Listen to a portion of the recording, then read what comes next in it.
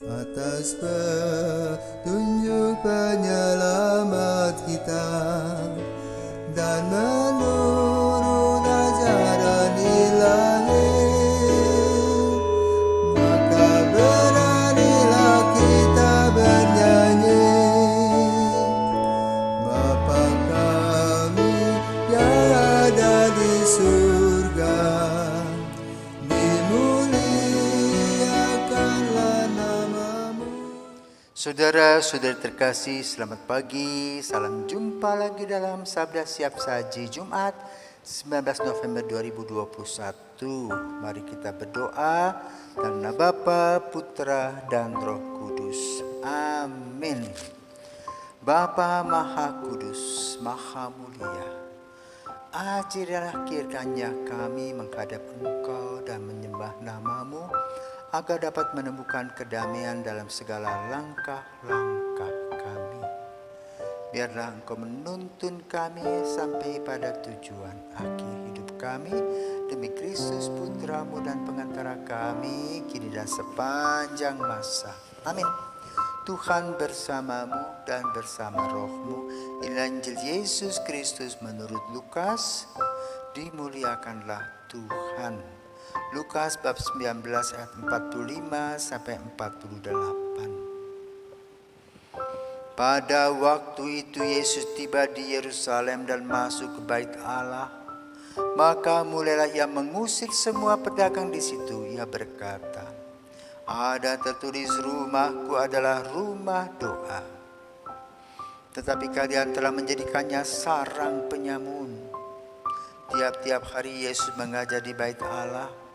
Para imam kepala dan ahli Taurat serta orang-orang terkemuka bangsa Israel berusaha membinasakan Yesus. Tetapi mereka tidak tahu bagaimana harus melakukannya, sebab seluruh rakyat terpikat kepadanya dan ingin mendengarkan Dia. Demikianlah sabda Tuhan. Terpujilah Kristus. Saudara-saudari yang terkasih di dalam Kristus, hari ini Yesus berbicara tentang Bait Allah yang pertama dibangun oleh Salomon, menjadi pusat iman orang-orang Yahudi. Ketika mereka membangun, tentu dengan segala susah payah untuk membangunkan. Mereka harus merancang, kemudian membuat struktur, kemudian membuat hiasan-hiasan agar orang datang ke sana dengan nyaman untuk menyembah Yahweh.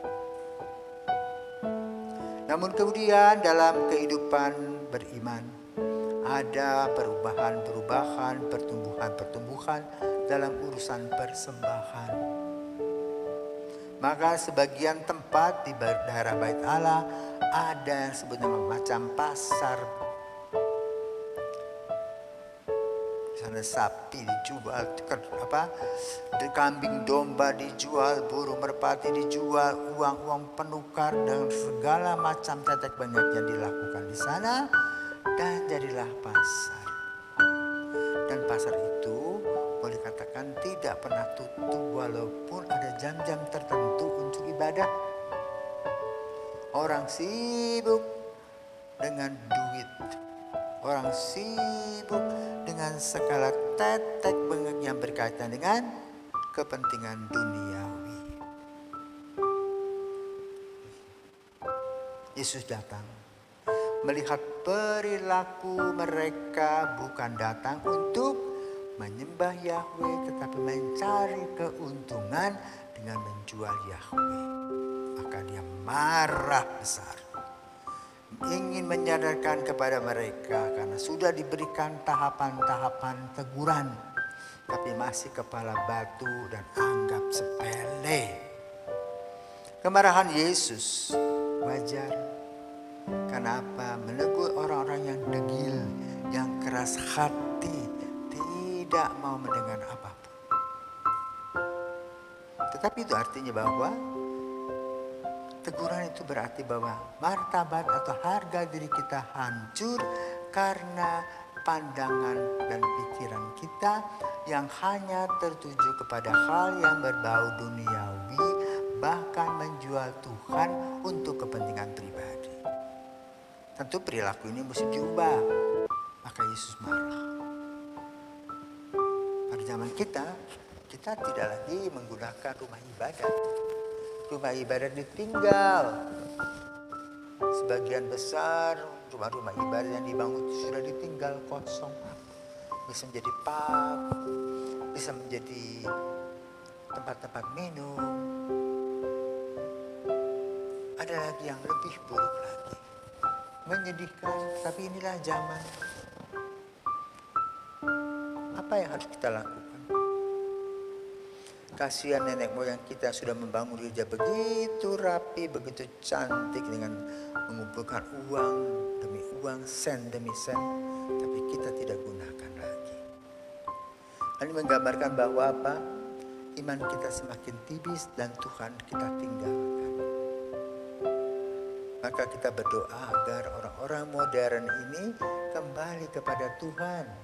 Melihat rumah Tuhan adalah rumah kita, di mana kita bisa berdoa bersama-sama, melaksanakan tugas-tugas kita sebagai seorang yang beriman. Di Indonesia hal ini masih bagus. Karena apa? Orang masih pergi ke gereja walaupun pada masa COVID ini orang diberikan grup kelompok umur, tetapi ada kerinduan untuk pergi ke sana. Maka pergi ke gereja bukan hanya setor muka, tetapi betul merasakan hadirat Tuhan di dalam gereja. Sehingga kalau kita sudah pulang dari gereja, kita membawa kabar sukacita dalam keluarga dan kita tidak buat onar. Apalah artinya kalau kita pergi ke gereja pulang-pulang bawa onar atau suka ngerumpi. Buanglah jauh-jauh hal-hal seperti itu, tetapi lihatlah Tuhan begitu indah, Tuhan begitu baik, Tuhan begitu bercahaya di dalam langkah-langkah hidup kita sehingga kita boleh menikmatinya dalam sukacita. Semoga